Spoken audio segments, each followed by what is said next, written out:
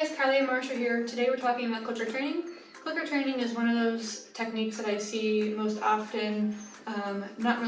People don't really know how to use clicker or why clickers are implemented in training. So today we're here to talk about just that, how it's implemented and how to use it in your everyday life. The formal definition of clicker training is a positive reinforcement training technique that uses an auditory cue, like a clicker, to mark a behavior. So the clicker acts as a bridge for the behavior. So behavior, clicker, or bridge, and then reward. Reward in this instance could be really anything. Most people think of treats mostly, but I've even seen people use bubble blowers or toys are fine. Anything your dog really enjoys doing is a reinforcement in this case. While that may be the formal definition, my definition of clicker training is just having fun with your dog. You and a clicker and whatever your dog finds reinforcing is all that you really need. Training should be fun and exciting for both parties. A good event marker is brief, distinct, easy to deliver, and neutral. So if you constantly reinforce your dog with the word yes, that is an event marker. But if you notice, yes, yes, yes, yes, they all sound different. And so if you get really excited because your dog did something good the first time, you ask them to do it and you say, oh my gosh, yes, yes, yes, that sounds a lot different than just your plain neutral yes. Which is why clickers are a lot more, in my opinion, more clear. And your dog will be able to understand what you're asking them to do a lot more quickly than if you were to use a verbal phrase.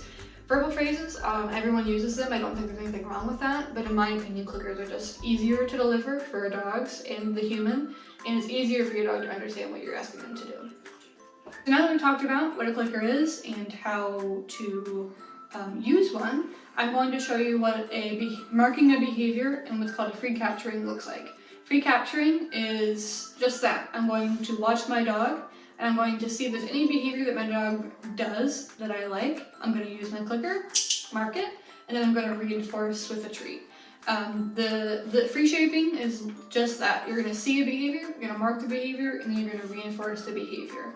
Okay, so now we're going to be demonstrating what I call free shaping behavior. Free shaping is you're going to see a behavior, you're going to click or mark the behavior, and then you're going to reinforce the behavior. This behavior Marshall doesn't know, so we're going to be training her to grab this marker, just take it from me and kind of hold it. She has never had any experience with this behavior, so we'll see how it goes. Marshall, up, good girl. So I'm going to show her the marker, just kind of in my hand, and then I'm going to see if she sniffs it or just kind of stretches her neck out to sniff it or anything like that. Marshall is a dog who knows touch, so she'll touch my palm. So you can probably see that whenever something's in front of her, she wants to do that behavior. So you probably notice that, but eventually we'll try to see if she will take it from me. So she touched it, I click, then I reward.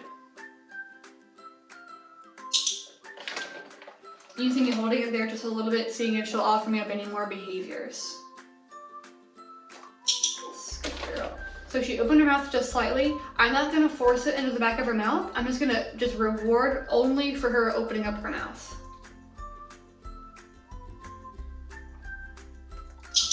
Good girl. As soon as she opens her mouth, I click and I reach and I take my marker back because I don't want her to get confused. Good girl. And that was a really good demonstration of, she put it right behind her canines, which is where it's most comfortable for her to hold it, which is perfect. So I'm going to see if I can get that behavior again.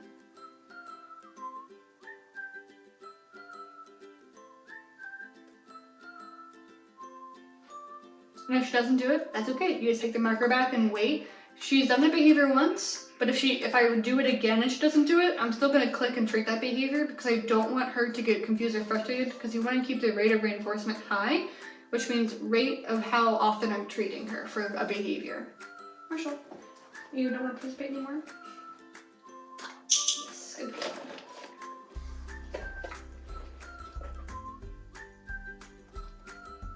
Good girl. So she put it right behind her canines. I let my hand go for maybe, 2 seconds, and I took the marker away. Because I don't want her to drop it. Yes. If she drops it and I click at the wrong time, it's not the end of the world, but what you want to make sure you do is timing. Timing is very important. So if I give her the marker and I click after, like I just did, what she's learned is she wants to drop it. She wants to drop it because that's what gets her to click after she's already taken it. I'm gonna treat her for that because you don't wanna click and not treat, but I'm gonna see if I can get her to hold it for me a little bit longer this time.